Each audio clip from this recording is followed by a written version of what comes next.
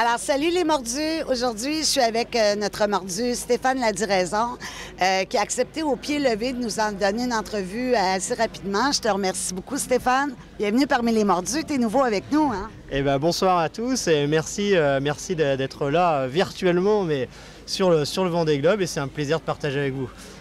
Alors, moi, je tenais particulièrement à faire l'entrevue avec toi, Stéphane, parce que j'ai vu l'entrevue que Bruno avait fait avec toi au pied levé. C'était sa première entrevue, d'ailleurs, lors de la conférence de presse de Paris. Comme tu peux l'entendre, moi, je suis québécoise, donc je suis née du mauvais côté de l'Atlantique. Toute mon équipe est en France. On a beaucoup de membres de notre communauté en France, la majorité, en fait. Et je ne pouvais pas être là. Mais quand j'ai visionné l'entrevue, je t'ai trouvé particulièrement touchant. Vraiment. Parce que je voyais la lumière dans tes yeux, je voyais la passion, je voyais l'accomplissement du rêve. Et ça, moi, ça m'allume. Je suis une mordue. Hein? Alors, j'ai dit, ce gars-là, c'est un mordu dans l'âme. Il ne peut pas faire autrement que de faire partie des mordus. D'ailleurs, à ce titre, je veux te donner un cadeau. C'est la potion magique des mordus. Ah ben alors, avec ça... Le sirop d'érable canadien. Le sirop d'érable québécois. En fait, j'ai rencontré un compatriote ici tout à fait par hasard, qui est Québec Saveur. Je savais même pas qu'il était là. Puis là, il est devenu notre fournisseur officiel de potions magiques pour les mordus de voile. C'est super. Je sais pas si tu as déjà goûté à ça. Alors, j'en ai déjà goûté, mais peut-être pas de la aussi bonne, aussi bon sirop que celui-là. En fait, tu peux même glacer des poissons avec ça, mettre ça sur tes céréales. C'est plein de vitamines, minéraux. Ça va te donner des forces puis de la chaleur pour... tu vas devenir un vrai bûcheron canadien. Tu vas pouvoir faire le Vendée Globe avec ça. Si on a pu dessoucher puis défricher ce contrée-là avec ça, toi, tu es capable de faire le Vendée, c'est ça. Je le garde dans la poche alors pour ma consommation Tout à fait. personnelle. Tout à fait. Écoute, moi, j'ai été impressionnée. Je te connaissais pas. On avait quelques skippers qui étaient sur la route du Rhum, mais il y en avait qui étaient un petit peu plus près de nous, qu'on suivait beaucoup. On a d'ailleurs aidé Vincent Lantais à rentrer au port de Madère pendant la route du Rhum parce qu'il n'y avait plus d'électronique. C'était en pleine nuit, puis moi, j'étais au Québec, puis là, il me dit Sylvie, parce que mon vrai nom, c'est Sylvie, même si je suis connue sur Artemis, je suis coincée dans le port de Madère, je suis pas capable de les rejoindre, j'ai pas de carte, j'ai pas d'électronique. On s'est relayé, puis on lui a rapidement donné des repères visuels pour qu'il puisse rentrer dans le port. Alors, on était impliqués dans la route du Rhum, mais à ce moment-là, on faisait pas encore les interviews. Et je te connaissais pas, je t'ai découvert par la suite.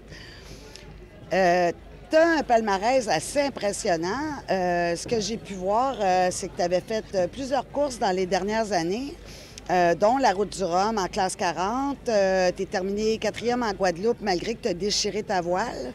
Tu as fait plusieurs différentes courses finalement, mais tu as eu des gens pour t'inspirer. Tu avais comme voisin de ponton quand tu étais jeune, VGH, qui est un mordu d'ailleurs. Ah oui, ça m'étonne pas de lui. Et Alain Gauthier. Ces gens-là, est-ce que c'est eux qui t'ont apporté le rêve de la course au large?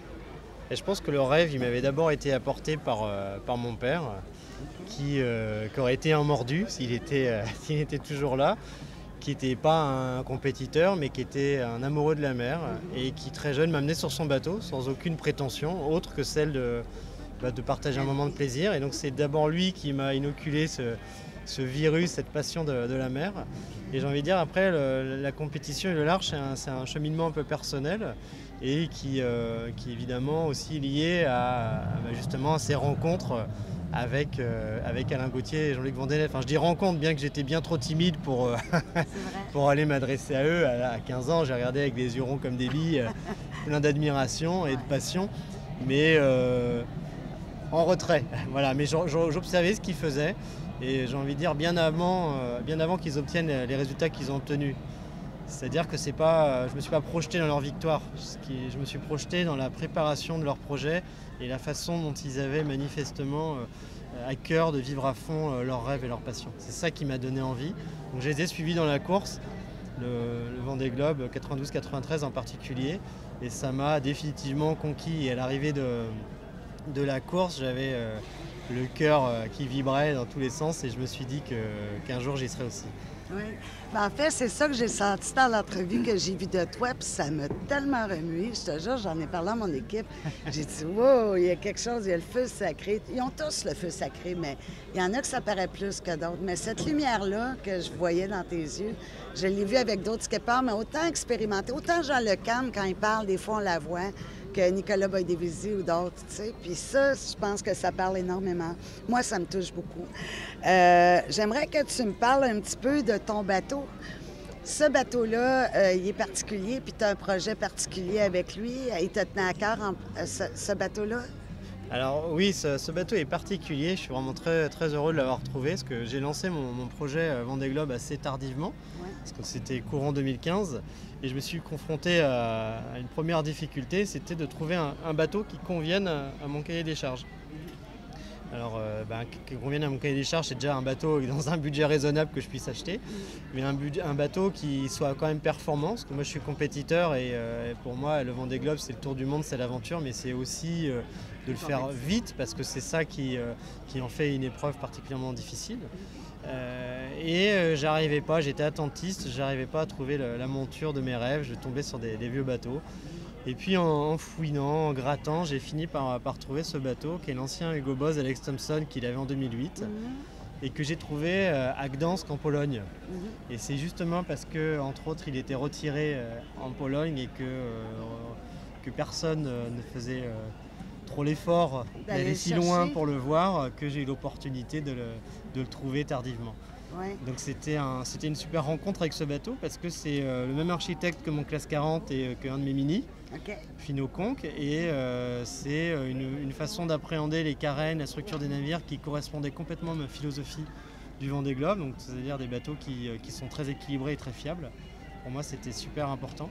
Et c'est un bateau qui s'est fait connaître avec les photos de Alex qui fait le pitre. Le James Bond, la voile, comme je dis toujours. Et sur ce bateau, il s'est mis en costume au bout de la quille. Ah, c'est celui-là qui a fait la quille. C'est celui-là, et le wakeboard à foil, c'est aussi? celui-là aussi. Donc il y a tout un tas de photos emblématiques. Et puis au niveau performance, c'est quand même le premier IMOCA à avoir fait plus de 500 000 en 24 heures.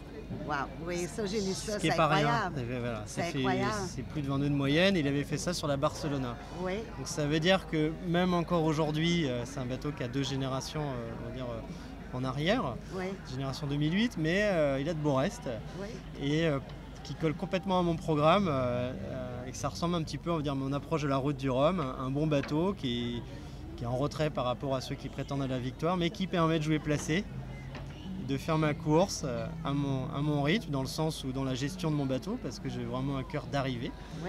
Avant de parler de classement, il faut arriver. En fait, c'est ton ambition, d'après ce que j'ai pu lire, parce qu'il a fait 2 fois le Vendée Globe, ce bateau-là, et il n'a pas terminé, et tu veux être le premier à lui faire le tour, c'est ça? J'y compte bien. Alors après, Alex, c'était la conséquence d'une collision il y a toujours dommage et terrible devant les Sables d'Olonne avant le départ avec un pêcheur. Donc après, il avait réparé, mais bon, c'était pas bien présenté, on va dire. Et puis Gutek, il avait un pari très osé parce qu'il avait racheté le bateau 2 mois avant le départ. Donc sans grande surprise, malheureusement pour lui, le bateau n'était pas prêt et il n'a pas pu partir dans des bonnes conditions. Donc, en fait, vous faites maintenant partie de l'histoire. Ce bateau-là fait partie de l'histoire des Mordus, puis je vais t'expliquer pourquoi. On est né en mai, il y a 4 ans, juste avant le Vendée Globe. Et lors du dernier Vendée Globe, on avait 3 Mordus qui étaient des skippers sur le Vendée. Cali, Mike Goldwyn, puis Big New Gotowski. Donc, ça veut dire que c'est cet IMOCA-là, les Mordus, c'est le premier IMOCA qui a 2 Mordus qui ont fait le Vendée Globe à la suite dessus. Donc, on peut dire que c'est un bateau mordu. On le baptise sous sirop d'érable. C'est spécial quand même. Good. Envoie-nous des images. Oui, mais j'en gaspillerai pas trop quand même. Garde ça pour toi, mais il ne faut pas le boire, hein? On a le sortilège qui est une boisson au sirop d'érable qui revient pour ça. Une autre chose qui m'a touchée énormément, d'ailleurs, on a intégré les images, on s'est permis de les piquer à quelque part puis de l'intégrer. C'était lors de ton arrivée, je pense, du dernier Route du Rhum, quand tu as rejoint tes 2 magnifiques enfants. Moi, ça m'a touchée jusqu'au cœur. J'ai dit, mon Dieu, c'est un papa. Puis là, c'était tellement touchant de voir les images. Je pense qu'on va les remettre dans cette entrevue-là, d'ailleurs, ceux-là qui les ont montrés. Parle-moi un peu de ta famille, de tes beaux enfants. Quel âge ils ont? Comment ils s'appellent? Alors, j'ai 2 filles qui ont 5 ans et 7 ans. Donc, Margot, des belles petites blondes, hein? Margot et Gabrielle, voilà, 2 petites blondes. Et j'ai le bonheur d'avoir avec ma femme qui est aussi une mordue de voile, il faut qu'elle fasse partie des mordus, puisqu'en fait je l'avais rencontrée sur la Mini 650 en 2007 où elle était concurrente. Cool. Et donc on s'était rencontrés à cette occasion-là. Et avec Bénédicte, on partage la même passion, même si aujourd'hui... c'est Bénédicte, ta femme, je ne savais pas. Bénédicte, voilà. OK. Et du coup, on partage la même passion. Et même si aujourd'hui, elle s'est un peu éloignée des plans d'eau et des bateaux, avec des enfants entre autres, puis des choix de vie professionnels derrière. Mais c'est mon premier soutien. Et ce qu'on fait avec les enfants, c'est de leur montrer qu'on vit la vie avec passion et engagement. Et que oui, certes, je ne vais pas être là pendant 3 mois, mais je ne leur présente pas du tout ça sous l'angle de la culpabilité, même si évidemment au fond de moi il y a un peu de culpabilité, mais vraiment sous l'angle de regarder ce qu'on peut faire en le faisant, en travaillant beaucoup, avec engagement et en allant au bout de ses envies et de sa passion. Donc quel que soit ce que vous ferez dans la vie, si vous le faites avec passion, vous pourrez le réussir. Et c'est le modèle que je veux leur donner. Et du coup, pour moi, mes filles, ma famille sont vraiment des piliers du projet. C'est pas quelque chose d'à part, elles sont dans le projet. C'est pour ça qu'elles participent à mes arrivées activement. Et puis même, elles sont très souvent sur le bateau. D'ailleurs, l'hiver dernier, quand j'ai amené ce bateau de Gdansk à La Ciotat, nous avons fait en famille, donc avec ma femme et mes 2 petites filles, Lisbonne-Barcelone. Okay. Et on a fait le 31 en mer sur le bateau au niveau de Gibraltar. Alors, elles grandissent en faisant des tours d'Imoca, les Vénardes. Je suis très jalouse parce que, tu sais, moi, j'ai connu la voile très tard au Québec. C'est pas très connu, la voile, mais c'est magnifique. Donc, il y a une façon de préparer les enfants. Et ça, c'est un aspect qu'on n'aborde pas souvent. L'aspect familial des skippers. Même avec des jeunes enfants comme ça, il y a un moyen de les préparer pour que la séparation, le temps que ça dure, la course, puis d'en faire quelque chose de positif, ce que c'est finalement, tu sais. Mais c'est positif. Pour moi, c'est un accomplissement. C'est pas quelque chose, on m'a pas forcé à être là. C'est un choix, c'est une volonté. C'est le fruit d'un travail exacerbé. Donc, il faut le présenter comme ça. C'est quelque chose d'extrêmement positif. Alors, oui, il y a une embûche à surmonter, c'est l'absence. Mais derrière l'absence, il y a aussi un côté positif. Même pour un enfant, ça permet aussi de prendre la mesure des choses, d'avoir une certaine réflexion, un recul. Et je suis vraiment convaincu que même pour elles, ce sera une expérience positive. En tout cas, je fais tout pour. Elles doivent être très fières de leur papa. Elles sont excitées un peu. Comment elles vivent ça? Eh bien, elles sont très excitées. Au début, elles avaient une certaine appréhension il y a quelques mois. Donc, j'ai beaucoup travaillé pour les rassurer. Déjà, même sur la sécurité, leur dire qu'il y a un risque. Il ne s'agit pas de faire semblant, de mettre des œillères. C'est un des projets risqués. Mais le risque, justement, que si on fait de la moto, on met un casque. En voiture, on met sa ceinture. Sur un bateau, on s'accroche. Et on a le matériel de sécurité adapté, la formation, l'expérience adaptée. Et que c'est un risque qui est maîtrisé. Et que j'ai à cœur, évidemment, de partager avec elles toutes les émotions du parcours. Est-ce qu'il y a des moyens de communication qui sont prévus? Je sais que ça va toujours avec le budget, puis ça coûte très cher en satellite.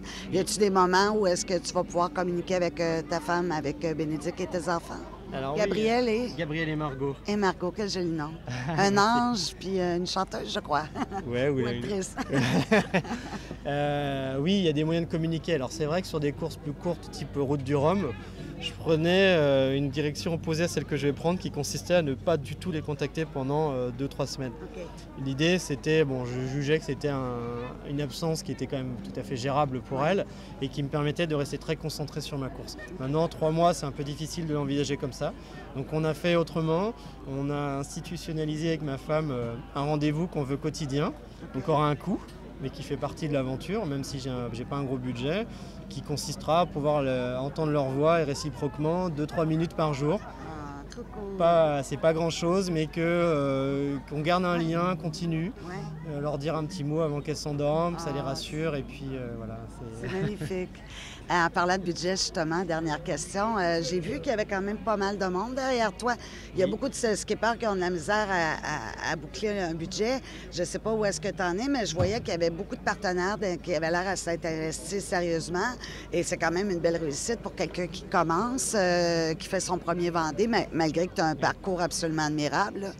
Alors c'est vrai que la recherche de partenaires, ça a été vraiment une épreuve en amont parce qu'aller convaincre des entreprises de s'engager sur un projet aussi ambitieux, c'est pas facile parce qu'effectivement j'avais pas l'expérience du 60 pieds, donc il a fallu convaincre des entreprises du sérieux de mon approche, de mon projet, et puis qu'on allait faire ensemble quelque chose de vraiment sympa. Maintenant, c'est un peu l'effet boule de neige. Le plus compliqué, c'est d'aller voir la première entreprise avec un PowerPoint. Parce qu'au début, il n'y a rien. Et puis convaincre qu'il y a quelque chose à faire. Et le premier partenaire, c'était la ville de Boulogne-Billancourt. Okay. Et où le maire s'est emballé pour le projet, m'avait suivi sur la route du Rhum et s'est dit non, mais il y a plein de choses à raconter autour. C'est très fédérateur pour les habitants, les entreprises, les écoles, donc on y va. C'était un petit budget, mais ça a permis d'aller en chercher d'autres. Ouais. Et puis après, mon employeur, qui est du Bureau Veritas, s'est dit bon, allez, on te suit aussi. Puis mon partenaire principal de la route du Rhum, nous aussi alors. Et puis la machine s'est mise en marche. Et puis jusqu'à arriver au mois de juillet, où quand même les deux bouts commençaient à être compliqués à joindre. Et c'est la compagnie du lit qui m'a contacté, donc comme quoi tout arrive dans ce monde, qui avait entendu parler de mon projet et qui a eu envie de s'intégrer à mes côtés. Donc depuis, j'ai bouclé le budget. C'est pas un budget insolent, mais c'est un budget pour être là dans des conditions sérieuses de sécurité. Donc je suis complètement ravi. Génial.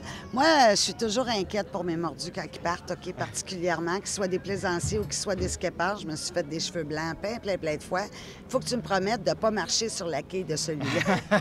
Alors, c'est promis, je n'irai pas sur la quille et a fortiori pendant la course. OK. Alors, je te remercie. J'aimerais qu'on puisse se reparler. Moi, je vais être rentrée au Canada quand que tu vas revenir, mais j'aimerais qu'on fasse une entrevue via Skype. Donc, ça donne des très bons résultats. On le fait souvent avec plusieurs skippers. Je le fais de cette façon-là. Et puis, je vais te souhaiter des bons vents. Puis, j'ai beaucoup aimé la section, particulièrement dont on parlait de ta famille, parce que c'est un aspect qu'on n'aborde pas souvent. Puis, je pense que c'est un aspect important de la réalité des skippers. C'est vrai. Puis, alors, je pense qu'on a différentes façons de l'aborder. On en parle entre nous. Et je pense que de ce point de vue-là, je suis un de ceux, sinon celui qui intègre le plus sa famille. Ouais. C'est-à-dire c'est vraiment un parti pris en amont c'est pas le projet n'est pas à côté, toute la famille vit le projet. Ouais. Et même si je suis tout seul sur le bateau, mais navigue avec moi et convoie avec moi. C'est cool. Voilà. J'adore ça. Alors je te remercie beaucoup, puis je vais te souhaiter bon vent. Merci. Puis sois bien prudent. Merci beaucoup. À bientôt. Merci. Bye les mordus. Au revoir.